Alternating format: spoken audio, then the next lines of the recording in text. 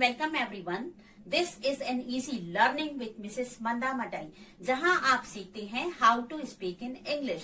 आज का जो मैं लेसन पढ़ाने जा रही हूँ वो बहुत ही इंटरेस्टिंग है, स्पेशली फॉर टीनएजर्स की ऑनलाइन शॉपिंग के लिए, क्योंकि आपको पार्टी में जाना है तो कोई ढंग की ड्रेस नहीं है। चलो न्यू ड्रेस ऑर्डर करते हैं। As everybody knew that this is an era of online shopping, especially for teenagers, everybody needs to save the time and present herself/himself as pretty or handsome in the party. Before starting my lesson, I would like to ask some questions that क्या आप dresses online purchase करते हैं? क्या आप party में pretty और handsome दिखना चाहते हैं? क्या आप पार्टी की ड्रेस और फोटो फेसबुक पर अपलोड करना चाहते हैं? क्या आप फोटो अपलोड होने के बाद वही ड्रेस रिपीट नहीं करना चाहते हैं? क्या आप ऑनलाइन ड्रेस परचेस करने के बाद साइज चेंज करवाना चाहते हैं? क्या आप ड्रेसेस पहनकर अलमीरा में डंप कर देते हैं? यही सभी सेंटेंसेस आज हम सीखने जा रहे हैं, तो चलिए शुरू करते हैं आज के sentences.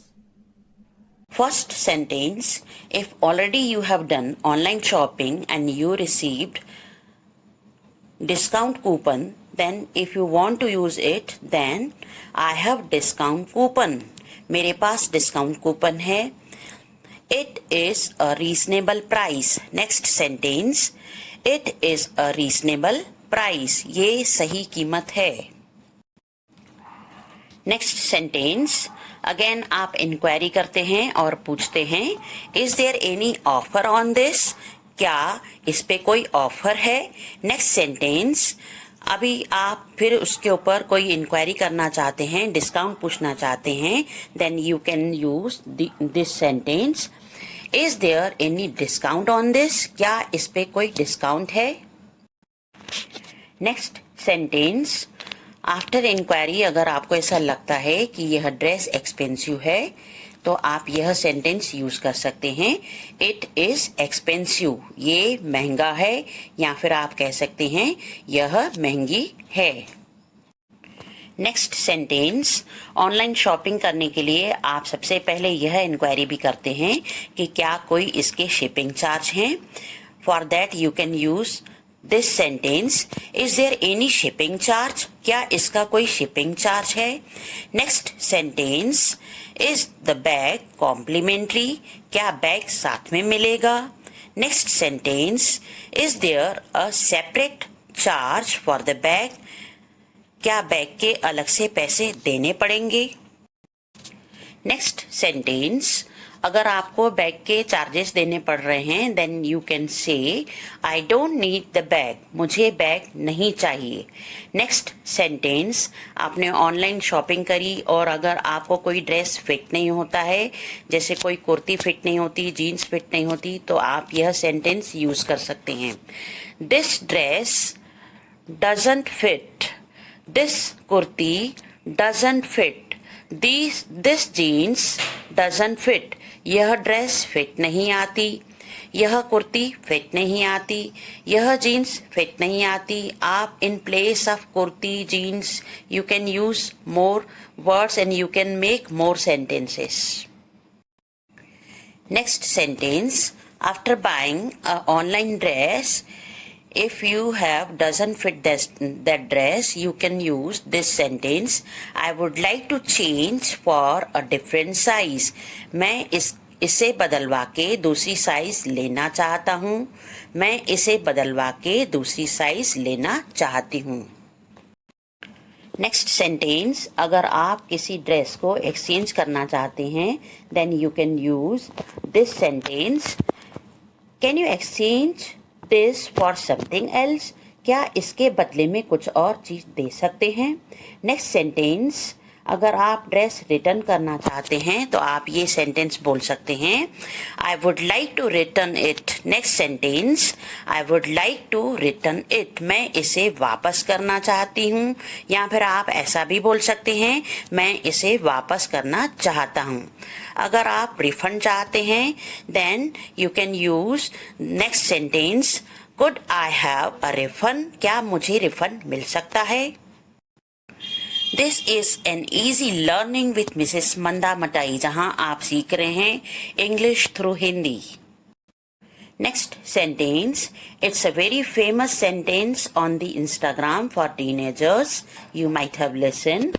Outfit of the day. आज के बेस्ट कपड़े. Next sentence. Thank goodness. It's a kind of one phrase. It's mean. Thank God. This dress still fits. I have nothing else to wear. भगवान का धन्यवाद कि अभी भी मुझे यह ड्रेस फिट है, मुझे और कुछ पहनने के लिए नहीं है. Next sentence.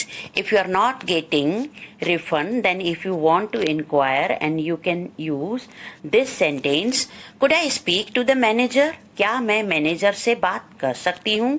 या फिर आप ये भी कह सकते हैं, क्या मैं मैनेजर से बात कर सकता हूँ? Next sentence.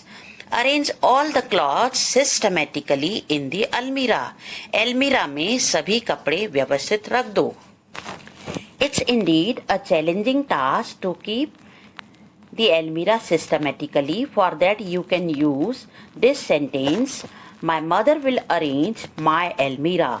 मेरी मम्मा मेरी अलमीरा व्यवस्थित करेंगी. Next sentence. Keep your party wears separately. Party wears को अलग से रखो. Next sentence. Everything has been managed very well in the almirah. हर एक चीज अलमीरा में व्यवस्थित रख दी. Next sentence.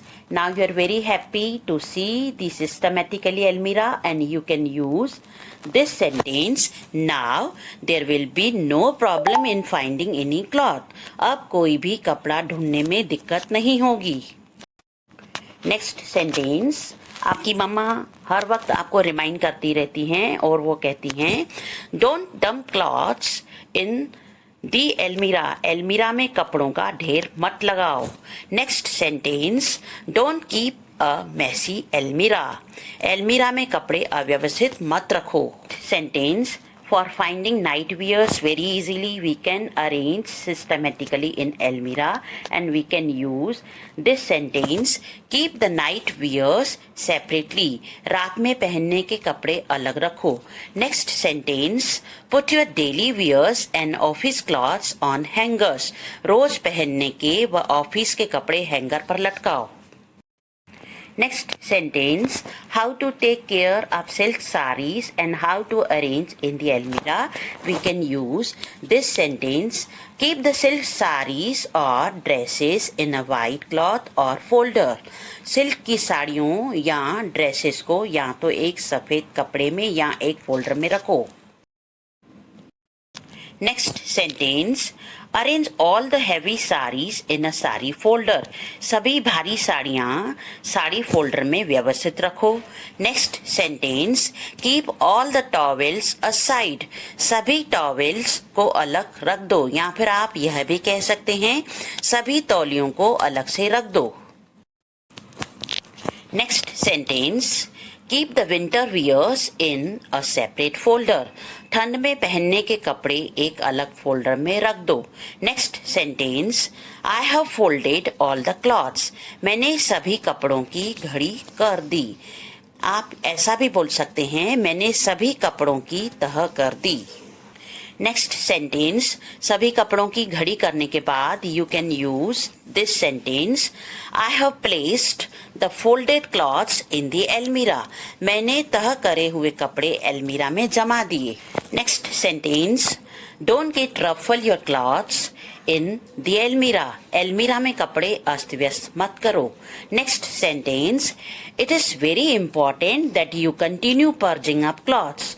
यह बहुत ही आवश्यक है कि आप कपड़ों की पर्जिंग करते रहें, या फिर आप ऐसा भी बोल सकते हैं, यह बहुत ही आवश्यक है कि आप कपड़ों की छटनी करते रहें. Next sentence. If you purge something of undesirable things like clothes etc., you get rid of them. अगर आप जो कपड़े नहीं पहनना पसंद करते हैं या कोई चीज यूज नहीं करते हैं तो उसकी छटनी कर दें, इससे आपको छुटकारा मिलेगा. Next sentence. Being a daughter of your mother, you are insisting to your mother that, Mom, I would like to order online one more beautiful dress. माँ, मैं एक और beautiful dress order करना पसंद करूँगी. At the end of the video, आइए समझ लेते हैं आज के ग्लॉसरी में हमने क्या क्या सीखा. ग्लॉसरी मीन्स शब्दावली, जिसको हम शब्दकोश भी कहते हैं. Glossary means new word. आपने सेंटेंस में सीखा don't dump the clothes in the अलमीरा. उसमें आपने डंप में डंप एज अ नाउन भी है, वर्ब भी है. हम यहाँ पर डंप को वर्ब में यूज कर रहे हैं, जिसको हम ढेर कहते हैं. Means drop stuff in a heap और मास. हीप मीन्स भी ढेर होता है. हम एग्जाम्पल बता रहे हैं यहाँ पे. Throw away as refuse. आप जैसे कोई कपड़े नहीं पहनते हैं तो उनको एज ए रिफ्यूज आप फेंक देते हैं, मीन्स अलमीरा में डंप कर देते हैं. Word messy. आपने सेंटेंसेस में सीखा don't keep the almirah messy. Messy is an adjective word, जिसको हम हिंदी में गंदा, गंदी या फिर अस्त व्यस्त भी कह सकते हैं. Means something that is messy is dirty और अनटाइडी. Next word ruffle. आपने सेंटेंसेस में सीखा don't ruffle the clothes in the almirah. It is a verb, जिसको हम हिंदी में कहते हैं अस्त व्यस्त या फिर उल्टा पुल्टा. Means to make something untidy और no longer smooth. Example to ruffle somebody's hair. या फिर हम कभी यह भी कह सकते हैं कि आप समटाइम्स अलमीरा में कपड़े रफल कर देते हैं, मीन्स उल्टे पुल्टे कर देते हैं या फिर अस्त व्यस्त कर देते हैं. It's very necessary to understand the word ruffle as noun also. Means fold, frill. कभी कभी हम बच्चों के कपड़ों में डेकोरेशन के लिए झालर लगाते हैं, यह वही झालर है. Means a series of small folds made in a piece of cloth और sewn into it as decoration. Next word purge. आपने सेंटेंसेस में वर्ड सीखा purge. It is also a noun and it also a verb. यहाँ पर हम verb में उसको use कर रहे हैं, जिसका मीनिंग है हटाना या फिर कपड़ों की छटनी करना. To purge an organization of its members means to remove them from it. We can say here that some of the clothes are there as refusal we are keeping in the almirah. So it's very necessary for us to do the purging of clothes to get rid of them. Thank you for watching this video. Soon we will meet in the second part of this video.